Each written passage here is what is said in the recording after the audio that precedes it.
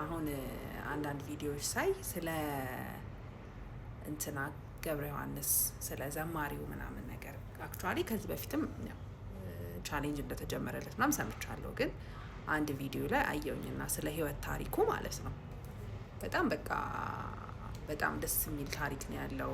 ማለት ሰውን በተለይ ተስፋ የሚሰጥ ታሪክ ነው ያለውና ያልሰማ ሰው ካለ ያው ተወልዶ 1 አመት ከምናምን ብቻ ነው አይኑ ያየ ነበረው። ከዛ በኋላ አይነ ስውር ሆኖ ከዛ በኋላ ቤተሰቦቹን አጥቶ ግን ትምህርት ተምሯል ጨርሶ ምናምን ተምሮ ከዛ በኋላ ግን ምንድነው የሆነው ስላሴ ቤተክርስቲያን ጋር ምናምን በድምጹ እየዘመረ ይለምን እንደነበረ እና ኢቭን አስተማሪዎች ራሱ ያስተማሩት ምናምን ሲያዩት በጣም በቃ ይገርማቸውና እንዴት ምናምን ይሉት እንደነበረ ምናምን ማለት ነው።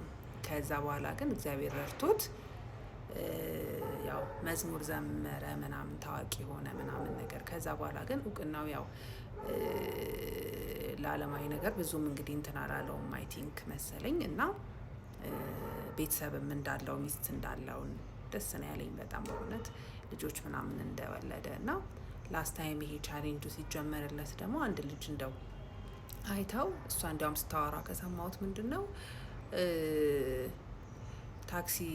የታክሲ እንትኖች ለምደውታል ያውቁታል መሰለኝ። እና በቃ ና ገብርዬን ምናምን እንውሰደው ምናምን ነገር ሲባል አይቆያለሁ ምናምን ብሎና ማለት ተለምዷል። እዛ ጋር ብዙ ሰው እያየው እያለፈው ነበረ። ግን ቀን ነበረው እግዚአብሔር ለሱ ማለት ነው። እና ያቺ ቀን ያቺ ልጅ ያቺን ነገር ፖስታ እንደዛ ቻሌንጅ ተጀመረለት እና በቃ እግዚአብሔር የሆነ ነገር ያሰበው ነገር ለኛ የተባለ ነገር አይቀርም። እግዚአብሔር ስራውን ይሰራል። ዋናው እምነትና የእግዚአብሔርን ቀን መጠበቅ ነው።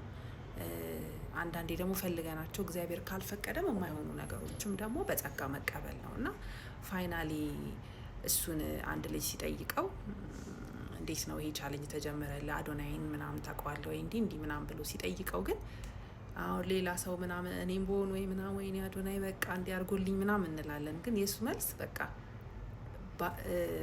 ይሄንን ሀሳብ በቃ ሲጀምር ማለት ነው ይሄንን ሀሳብ በሰው አእምሮ እንዲያደር ላደረገው ለእግዚአብሔር አመሰግናለሁ ነው ያለው። እና በቃ በጣም ትልቅ ሰው ነው በእግዚአብሔር ላይ ያለው ፍቅሩ። እና በሌላ ሚዲያ ምን ብሏል? እኔ ዓለም ላይ ያሉ ነገሮች ባይኖሩኝ መኪና፣ ቤት ምናምን ባይኖረኝ ግን ሁሌም በእግዚአብሔር ደስተኛ ነኝ ሲል በቃ አንዳንድ ሰው አሁን ለምሳሌ ቤት፣ መኪና የሆነ ችግሩን ዓለማዊ ነገር የሚያስብ ሰው ብትነግረው አይገባውም። እና ግን የሆነ ሁሉንም ስላየህም ብቻ አይደለም ግን ያው እግዚአብሔርም ልፉ ጥሩ ጣሩ ጋሩ ምናምን ይላል። እና ያው ሁላችንም ያው ቻለም እንደዛ ነው። ግን ደግሞ ሁሌም ደግሞ በመንገዳችን ተመስገን እያልን ያንን ነገር አፕሪሼት እያደረግን እግዚአብሔር ለሰጠን ነገር እያመሰገንን ሁሌም በእግዚአብሔር ደስ ሊለን ይገባል። እና ትልቁ መንገድ ያ ነው እንጂ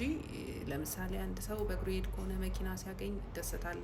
እዛ ሲደርስ አይደሰትም። ያን ሳገኝ ይሄን ሳገኝ ሁሌ የሆነ ነገር እዚህ ጋር ያለንን የተውን ሌላ ነገር ምንመኝ ከሆነ ባለን ነገር ካልተደሰትን በእግዚአብሔር ደግሞ ካልተደሰትን መቼም አንደሰትም። እና ከጥረታችን ጋር ሁሌም ተስፋችን በእግዚአብሔር ይሁን ለማለት ነው። እና በጣም በእውነት መወደው ዘማሪ ነው።